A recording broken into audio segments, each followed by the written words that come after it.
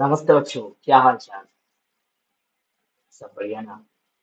आज एक नया टॉपिक के साथ, नया डिमांड के साथ। ये हुआ इंजीनियरिंग स्टूडेंट्स का डिमांड, जहाँ पे उन्होंने मेरे को पर्सनली फोन की और बताइए सर, इंजीनियरिंग हम लोग का जो सिलेबस में है उसमें मैट्रिक्स तो आता ही है। मैंने बोला हाँ।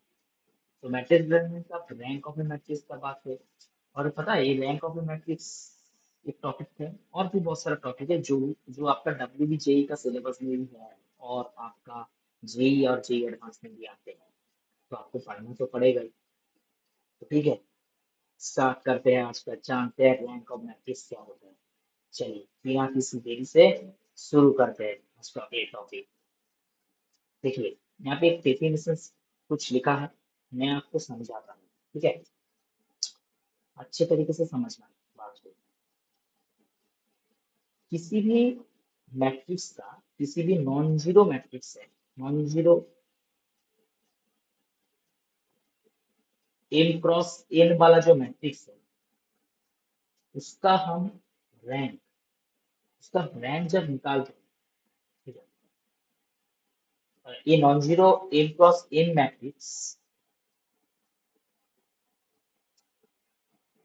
मैंने मान लिया लेट ए भी है non zero n cross n matrix. तो रैंक ऑफ ए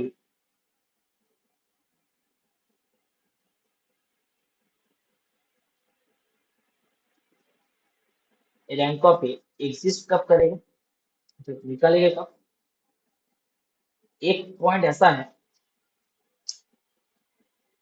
एक मैट्रिक्स के अंदर जितना सारा आपका सब मैट्रिक्स रहेगा, ठीक है। यहाँ पे आपको बोला है rank of A defined to be the greatest positive integer r such that it has at least one non zero minor of order.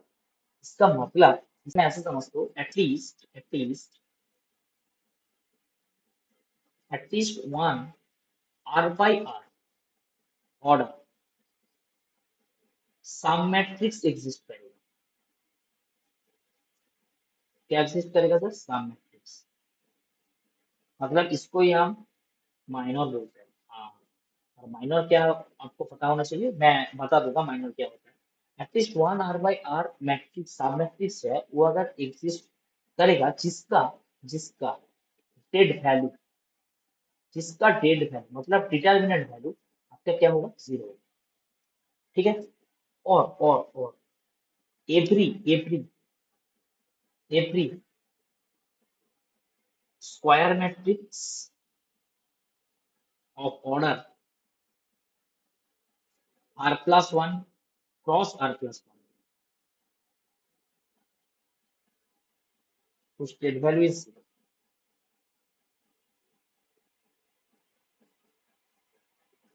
ये नॉन जीरो होगा, माफी चाहूंगा, और एक डेड वैल्यू जीरो होगी।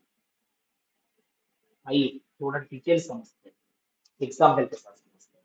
ठीक है ना, कैसे करना है। এখানে तीनों पॉइंट ए दे रखा है, जितना सारा non zero n cross n matrix आएगा उसका रैंक जीरो से लेकर मिनिमम एन कॉमा एन, मतलब रो और कलम का जो नंबर होता है उसमें लाई करता है, और ये सब समझते हैं बात। तो पहले रुके, इसमें लास्ट एक में एक चीज दिया है, जो रैंक हम लोग निकालते हैं, वो रैंक क्या है, नंबर ऑफ इंडिपेंडेंट रोज और कलम्स। ये भी हमको आपको समझाते हैं एग्जाम्पल के साथ। देखिए, ये एक आपके सामने एग्जाम्पल है, ठीक है। इस मैट्रिक्स का हमको बोला है, इस मैट्रिक्स का रैंक निकाल।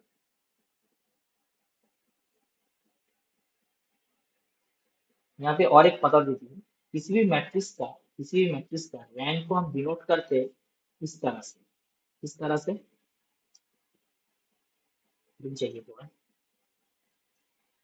हाँ, रैंक ऑफ ए मैट्रिक्स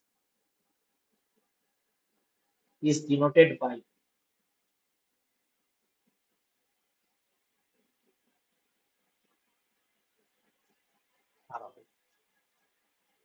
ये मैं निकाल सकती हूँ, मतलब इसको डिनोट कर सकती हूँ किसी भी मैट्रिक्स का। अगर ए मैट्रिक्स का निकालेगा तो r of A, B matrix का निकालेगा तो आर ऑफ, ऐसे करते हैं। ठीक है, आइए एग्जाम्पल समझते हैं। आपको बोला है इस मैट्रिक्स का रैंक निकालो। पहले तो इस मैट्रिक्स का डेड वैल्यू निकालें, डेड वैल्यू। अगर इसका डेड वैल्यू निकालने के लिए जाओगे, मैट्रिक्स का डेड वैल्यू, डिटर्मिनेंट ऐसे होता है 4 -1 5 2 आता है 0 आता है 6। डिटर्मिनेंट कैसे निकालते हैं आंसर? यहाँ पे तीनों रो दिख रहा है और तीनों कॉलम दिख रहा है। जो वर्टिकल वाली पोर्शन है वो आपका कॉलम है और जो हॉरिजॉन्टल वाली पोर्शन है वो आपका रो है।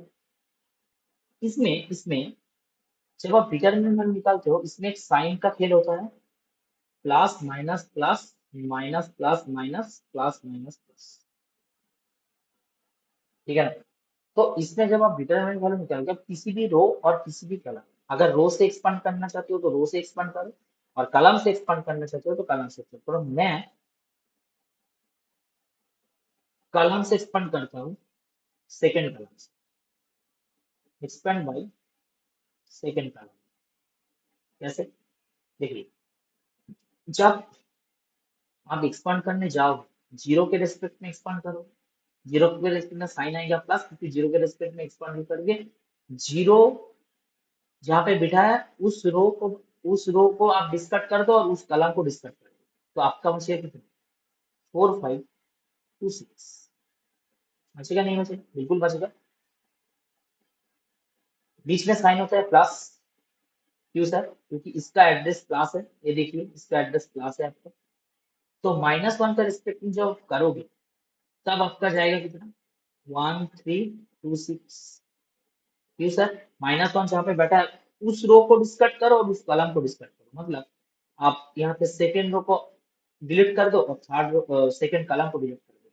क्या क्या एलिमेंट बच रहा? 1 बच रहा, 3 बच रहा, इधर 2 बच रहा, 6 बच रहा, प्लस 0 -0 होता है नतीजा में। ठीक है, ये समझाने के नहीं बोल रहा, आपको अगर बेसिक पता नहीं है तो डिटरमिनेंट को तो आप रैंक निकाल नहीं सकते। तो जीरो के रेस्पेक्ट में जब एच जीरो के रेस्पेक्ट में करोगे इसका रो और इसका कलम को डिस्कट कर दो, मतलब थर्ड रो को आपने डिलीट कर दी और थर्ड कलम को आपने डिलीट कर दी, तो आपका बना 1 0 बना और बना, माफी चाहूंगा 1 बना 3 बना, 1 बना 3 बना और बना आपका कितना? 4 बना नहीं बना? बिल्कुल बना सर। तो इसमें तो इन दोनों में 0 हो गया, यहाँ से निकल के क्या आएगा?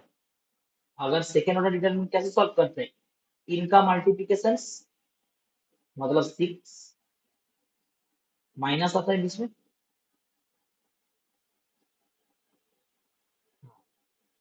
2 इंटू 3 6, ये 0 हो गया।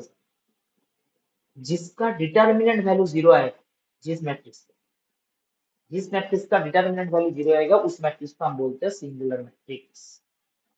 क्या मैट्रिक्स है? Singular matrix. और इसका रैंक हमेशा, इसका रैंक हमेशा इसका ऑर्डर से छोटा होगा। मतलब इस मैट्रिक्स का ऑर्डर क्या है? 3/3। सर ऑर्डर का मतलब क्या है? कितना रोज है और आपका कितना कॉलम है। पहला नंबर डिनोट करता है नंबर ऑफ रोज और सेकंड नंबर पर डिनोट करता है नंबर ऑफ कॉलम। तो रैंक ऑफ ए मतलब लेस देन इसका लेस देन, तो रैंक ऑफ निकालेंगे कैसे? इसको तो रैंक निकालना पड़ेगा मेरे को। आप इसका माइनर ढूंढिए, कितना सारा एलिमेंट है? सर 9 एलिमेंट्स है टोटल इस मैट्रिक्स में। तो इस मैट्रिक्स में माइनर किसको हम कहते हैं? माइनर हर एक एलिमेंट का आपको नॉन जीरो माइनर ढूंढना है। कौन सा माइनर? नॉन जीरो माइनर, जिसका वैल्यू नॉन जीरो है। माइनर मतलब आप देखिए, आप 1 का भी माइनर निकाल सकते हो। कैसे? इस 1 जहाँ पे बिठा है उसका रो और कॉलम को आप क्या कर दो? डिस्कार्ड कर दो, तो आपका माइनर निकल के आएगा। माइनर ऑफ 1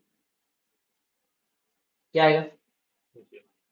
आप अगर इस 1 का माइनर निकालोगे तो इसको डिस्कट करोगे, इसको डिस्कट करोगे, आपका बचेगा -1 5 0 6। बचेगा नहीं बचेगा? बिल्कुल बचेगा। यहाँ से आपका वैल्यू -6 निकल के आ रहा है। कोई डिटरमिनेंट वैल्यू सॉल्व करना है, इसको इसके ऊपर मल्टीप्लाई करो -6 में, तो ये नॉन जीरो। तो मतलब इसका, इस मैट्रिक्स का रैंक निकल के आया कितना? ठीक है, इस तरह का क्वेश्चन अगर आए, आपको डिटरमिनेंट चेक करना है। अगर डिटरमिनेंट 0 निकल के आ गया तो सिंगुलर मैट्रिक्स बन गया, उसका रैंक मैट्रिक्स का ऑर्डर से छोटा हो गया। तब आपको क्या करना पड़ेगा? आपको नॉन जीरो माइनर ढूंढना पड़ेगा। हर एक एलिमेंट का माइनर आता है। ठीक है, आप बोलेंगे सर यहाँ पे तो जीरो जीरो भी आ सकता है। बिल्कुल आ सकता है, लेकिन वो नहीं चाहिए। मेरे को क्या चाहिए? नॉन जीरो माइनर ढूंढना है। यहाँ पे हर एक एलिमेंट का माइनर आपको निकालना मतलब निकल पाओगे आप। लेकिन आपको नॉन जीरो माइनर दिखना है। इस अब जब माइनर निकालोगे तो ये जो वन के रिस्पेक्ट में मैंने माइनर निकाला, इस वन को यहीं पे नहीं बिठाना। वन को छोड़ के, वन और वन जिसमें बैठा है उस रो और कलम को छोड़ के जितना सारा एलिमेंट आपका बचेगा, तो ये आपका ये जो बच रहा है ये क्या है, -1506 क्या है, ये आपका डिटरमिनेंट है। इसको अगर मैट्रिक्स फॉर्म में अगर लिखोगे, इसको अगर मैट्रिक्स फॉर्म में लिखोगे तो यही तो बनेगा, बिल्कुल बनेगा। और इसको हम और एक नाम से बुलाते हैं, इसको सब मैट्रिक्स। आपको पता होना चाहिए सब मैट्रिक्स क्या है। ठीक है, ये आपका सब मैट्रिक्स। समझ पा रहे हो नहीं पा रहे हो, ऐसे रैंक निकालते हैं। दूसरे एग्जाम्पल की तरफ चले, चलिए एक एग्जाम्पल देखिए कैसे करोगे। 1 2 3 4 5 6 7 8 9, आप इसका मान लीजिए ए बी मैट्रिक्स है, ठीक है। इसका डिटरमिनेंट वैल्यू निकाल सकते हैं, निकाल सकते निकाल सकते हो, बताओ। देखिए ए वन है, ये टू है, ये थ्री है, ये फोर है, ये फाइव है, ये सिक्स है, सेवन है, एट है, नाइन। आप इसका डिटरमिनेंट वैल्यू निकाल सकते हो। आप पहला वाला रो से एक्सपांड कर लो, expand by first row, expand by कौन सा रो, फर्स्ट रो। जब आप एक्सपांड करने जाओगे आपका बचेगा 45, कि वन आएगा पहला एलिमेंट, वन को रो और कॉलम से निकालोगे -48 देंगे, -2 क्यों, क्योंकि इसका साइन माइनस होता है। और इसका रो और कॉलम निकालोगे तो यहाँ पे 36 -42 करके आएगा, और यहाँ पे +3, 32 -33, यहाँ पे 3 आ रहा, यहाँ पे बच रहा आपका -6, 12 आ गया। और यहाँ पे बन रहा आपका -3 -9, ठीक है ना, मतलब 6।